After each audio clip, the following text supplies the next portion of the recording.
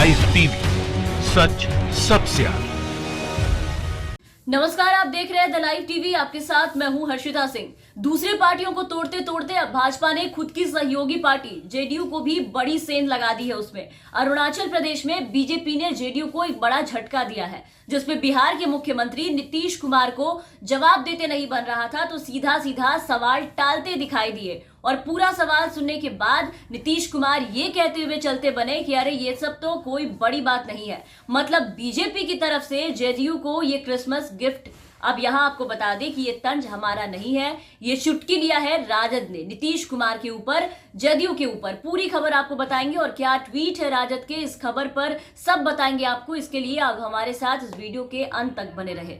तो ये खबर देखिए, अरुणाचल प्रदेश में जेडीयू में टूट पर नीतीश कुमार बोले ये सब कोई बड़ी बात नहीं है। सब कोई बात नहीं, हम लोगों का मीटिंग है, कॉन्फ्रेंस है, वो अलग हो गया है। तो बीजेपी की इस चाल पर और जेडीयू के हाल पर भले ही नीतीश कुमार ने ये कह दिया हो कि ये कोई बड़ी बात नहीं है, लेकिन झटका तो नीतीश कुमार को बहुत बड़ा लगा है, क्योंकि अरुणाचल प्रदेश में जनता दल यूनाइटेड यानी कि जेडीयू के 7 में से 6 विधायक बीजेपी में शामिल हो गए और वहां नीतीश कुमार की पार्टी के 7 विधायक ही जीत कर आए थे जो सरकार का वहां समर्थन कर रहे थे। इसे किसी भी तरह से शुभ संकेत अरुणाचल प्रदेश में जेडीयू के लिए नहीं माना जा सकता है और इसी को लेकर के राजद ने नीतीश कुमार की चुटकी ली है और आरजेडी ने अपने आधिकारिक ट्विटर हैंडल से ट्वीट करके कहा है, वो ट्वीट आपकी स्क्रीन पर है, आप देखिए। ट्वीट करके कहा है कि जेडीयू के 6 विधायक बीजेपी में शामिल करा लिए गए हैं, बीजेपी का नीतीश कुमार को क्रिसमस गिफ्ट। इधर पार्टी प्रवक्ता मृत्युंजय तिवारी ने कहा है कि भाजपा ने जेडीयू के 6 विधायकों को तोड़कर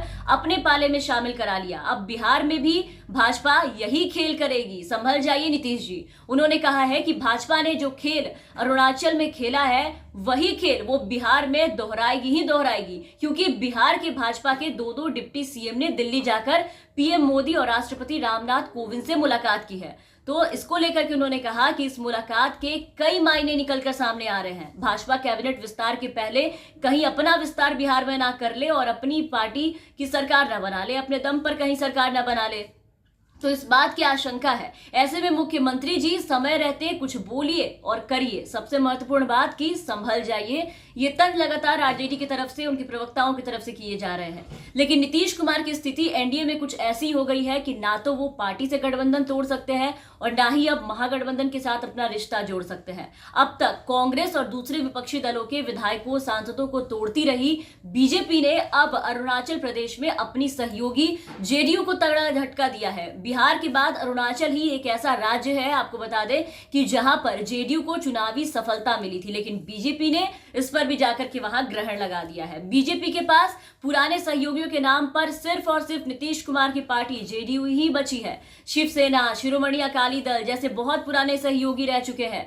और जो अब इनको छोड़कर जा चुके हैं, और अब जो बचे हैं उनके साथ भी भाजपा यही कर रही है। बिहार के चुनाव नतीजों के बाद से ही ये जो चर्चा है वो लगातार काफी तेज हो रही थी कि बीजेपी नीतीश कुमार की पार्टी जेडीयू में सर्जिकल स्ट्राइक जरूर करेगी, क्योंकि बीजेपी इस बार वहां बड़े भाई की भूमिका में है। और हमने हमेशा से ये कहा है कि बीजेपी अपने सहयोगी पार्टियों के साथ बड़े दिमाग से खेलती है और ऐसे ही नहीं, 2 डिप्टी सीएम बनाए भाजपा ने इस बार बिहार में और नीतीश कुमार के सबसे बड़े समर्थक माने जाने वाले सुशील कुमार मोदी को सीधा सीधा दिल्ली भेज दिया। इसका कारण साफ है कि उसे राज्य में अपना मुख्यमंत्री चाहिए ही चाहिए।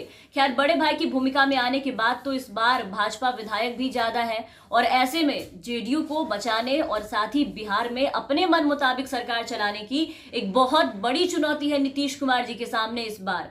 नीतीश कुमार इसका कैसे सामना करेंगे तो वही जाने। इसमें राजद की वो कहीं बात कहीं सच ना हो जाए कि नीतीश कुमार इस बार रिमोट कंट्रोलर सीएम होंगे, जिनकी कमान यानी कि उसकी चाबी बीजेपी के हाथ में होगी। बिहार में बीजेपी और जेडीयू गठबंधन की एनडीए सरकार है, लेकिन यहाँ जो काम है वो बीजेपी के इशारों पे होता है। ऐसे में बीजेपी के इस रवैये की बिहार में काफी चर्चा हो रही है कि आने वाले समय में कहीं बीजेपी यही काम बिहार में ना करे और फिर नीतीश कुमार को हटा के बिहार में अपनी सरकार बना ले। खैर, 2019 के विधानसभा चुनाव में अरुणाचल प्रदेश में 15 सीटों पर चुनाव लड़ा था जेडीयू में, जिनमें से 7 में जीत हासिल हुई थी। बीजेपी को 41 सीटें आई थी। बीजेपी के बाद जेडीयू ही अरुणाचल में सबसे बड़ी पार्टी थी और अब 60 सदस्यों की विधानसभा में बीजेपी के अब 48 सदस्य हो गए हैं, जबकि जेडीयू अब 1 पर सिमट कर रह गई है। और फिलहाल तो अभी नीतीश कुमार ने ये कह दिया मुस्कुराते हुए कि कोई बड़ी बात नहीं है, लेकिन ये तो आने वाला वक्त बताएगा, समय में ये पता चलेगा और देखना होगा कि इसका क्या असर पड़ता है जेडीयू और बीजेपी के रिश्तों में,